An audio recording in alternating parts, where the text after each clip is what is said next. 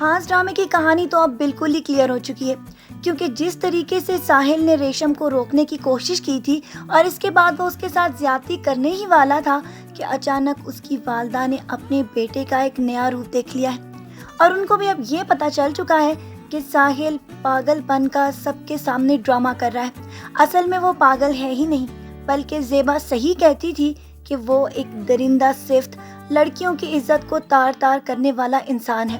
اسی لیے تو اب اس کی والدہ کو یہ سمجھ نہیں آ رہی کہ آخرکار وہ اپنے اس درندے بیٹے کو سزا دلوائے یا پھر زیبا کا ساتھ دے۔ لیکن زیبا کے بارے میں تو اب اس کو بھی اس بات کا معلوم ہو چکا ہے کہ زیبا سچ کہہ رہی تھی اور اس کا بیٹا ہی درندہ ہے۔ زیبا کے پاس جا کر اس نے معافی مانگنے کی بھی کوشش کی ہے، لیکن زیبا تو اس کی بات سننے کے لیے تیار ہی نہیں۔ لیکن اپنے بیٹے کا صحیح روپ اب اس کے سامنے آتا جا رہا ہے۔ ساحل فون پر بھی زیبا کو دھمکا رہا ہے اور یہ کوشش کر رہا ہے کہ کسی طرح وہ اپنی اس ساری حرکت کے اوپر پردہ ڈال سکے۔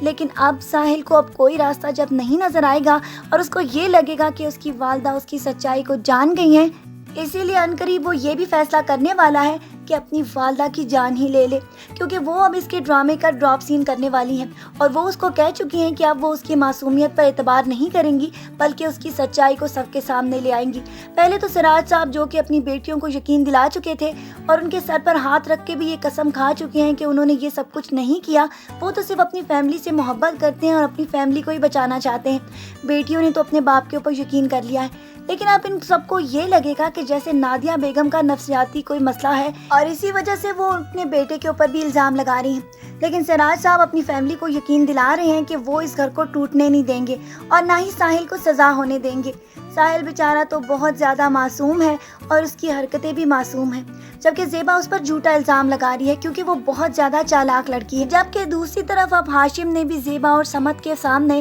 سارا راز اگل دیا ہے کہ وہ رات پہ اس وقت وہاں پر موجود تھا اور اس نے ساحل کو وہ سب کچھ کرتے دیکھا تھا، حتیٰ کہ سمت کو بھی اس کی بات سن کر بہت زیادہ غصہ آیا تھا کہ تم کس قسم کے مرد ہو، تمہاری ہونے والی بیوی کے ساتھ اگر کوئی زیادتی کر رہا تھا تو تمہیں تو اس کی آنکھیں نوچ لینی چاہیے تھی اور اس کو وہیں مار ڈالنا چاہیے تھا، نہ کہ تم اس سارے منظر کو اپنی آنکھوں سے ہوتے ہوئے دیکھتے اور ساحل سے بلیک میل ہوتے۔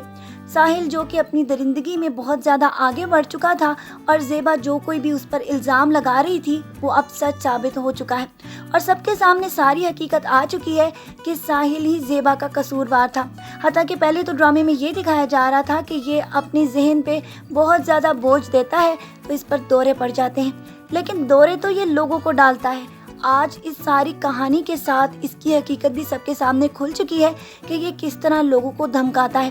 اور اسی رات اسی وقت اس نے ہاشم کو بھی دھمکا دیا تھا کہ میرا باپ ایک بہت امیر آدمی ہے، وہ تو تمہارا حشر کرے گا ہی، لیکن اگر تم نے میرے خلاف کوئی ایکشن لینے کی کوشش کی تو پھر دیکھنا میں تمہارا کیا حال کروں گا۔ اسی لیے تو سارے ڈرامے میں اب تک ہاشم خاموش تھا اور اسی ڈر کی وجہ سے وہ کسی کے سامنے ساری بات کو نہیں لا رہا تھا، لیکن اب جب سے اس نے اس بات کا ارادہ کر لیا تھا کہ وہ نہیں ڈرے گا تو اس نے ساری حقیقت سمد اور زیبا کے سامنے لے آئی ہے۔ اب اس کے بعد تو ڈرامہ ایک نیا ٹرن لینے والا ہے، کیونکہ اب تک تو ساحل کے بارے میں ساحل کی والدہ زیبا اور سمت کے ساتھ ہاشم کو بھی معلوم ہے کہ یہی زیبا کا مجرم ہے اور عدالتی کارروائی میں بھی سب اسی پر الزام لگائیں گے، لیکن بہت چالاکی کے ساتھ وہ سب کے سامنے یہ پروف کرنے میں کامیابی حاصل کرنے والا ہے کہ وہ ذہنی طور پر معذور ہے، اور زیبا کو قدم قدم پر اسی طرح عدالتی کارروائی میں بھی شکست کا سامنا ہونے والا ہے،